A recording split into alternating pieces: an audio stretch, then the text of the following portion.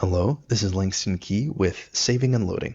Only fair warning, this is not just saving and loading. Now, starting off, reminding you why I did saving and loading. I needed a developer with a problem, and I needed some tool to fix it. However, this week with the Spartasoft Game Jam, I became the developer with the problem. So originally, I had the ideas for my original creative project, which was all about file manipulation and serialization, with the ability to export an exe from a built Unity project. First, compiling at runtime is actually technically possible.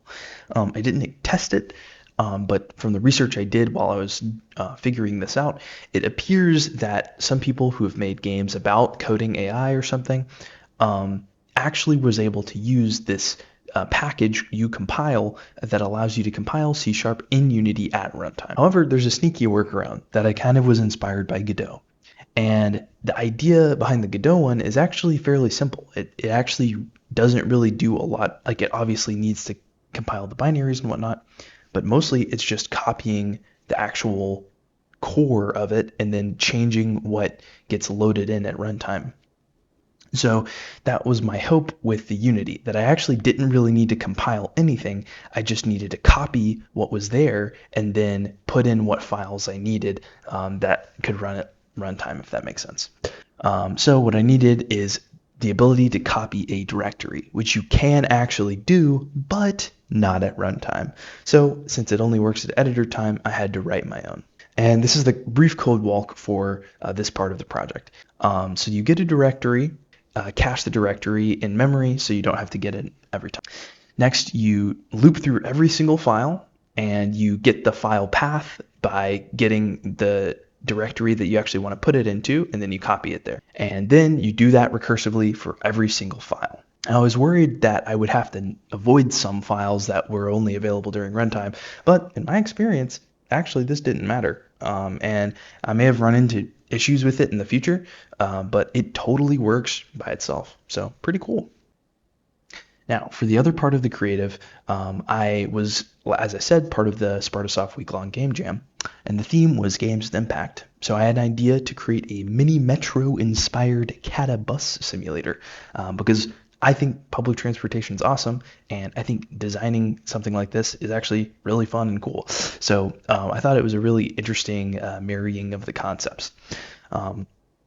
And fortunately, this would require a lot of things I actually ended up doing in class, including some developer tooling, A-star pathfinding, and a ton of extension methods. First, pathfinding with splines. It's an interesting problem because unlike my hex grid, unlike the normal grid, a node, you'd have to actually build out that list initially.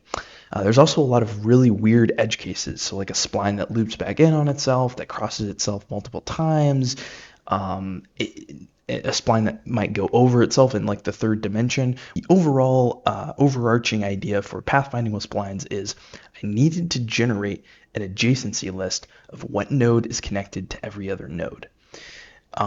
Using a start and an end, I needed to find a path to get between those nodes. And then finally, I needed to follow the path of nodes. So first, I needed to build this adjacency list. And here's the code for it. And it's a little complicated because, like I said, the way they made these classes are a little strange. But the idea is for every node, I go through every other node.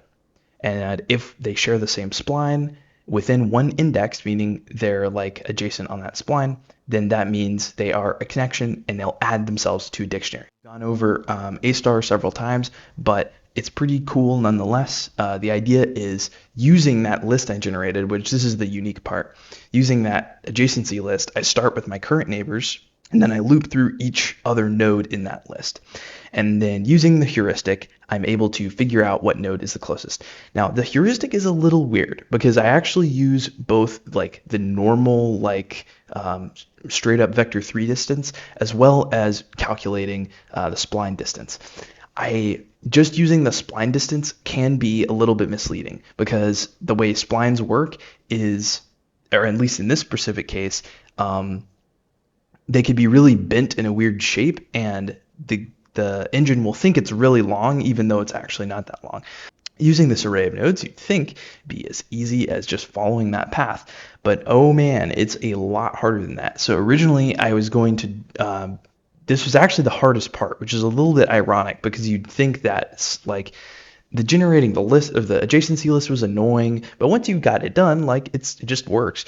Same kind of thing with the path. But following the path turned out to be really tricky actually, because the spline follower component was weird and inconsistent, mostly because it's really tricky to switch splines, and ended up just going with a far simpler solution that's literally just move to that transform position.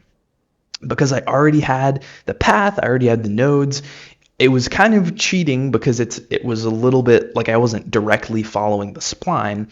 But the way I did this in game is I was basically able to have a spline follower be the visual, but have in the back end just essentially a cube or like just a transform that's moving between the nodes.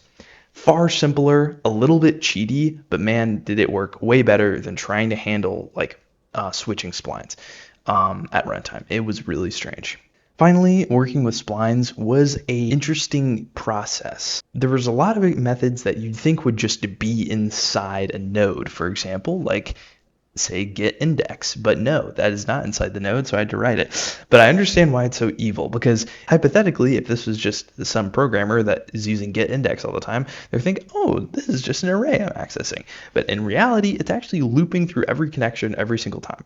So yeah, that's pretty evil. So finally, I made a tool for actually generating a level from an arbitrary spline. You could literally make any spline you wanted. At a click of a button, you can generate all the extra components and game objects necessary to essentially just click play and play that level. Now there's some aspects of it that aren't generated, like I had inside the game a popularity level and some back-end stuff for like how long students stay at certain bus stops. So it doesn't generate that. You'd have like a designer might have to go in and change those. But the idea is this is like the most tedious part, is like linking up every location with every spot on the spline.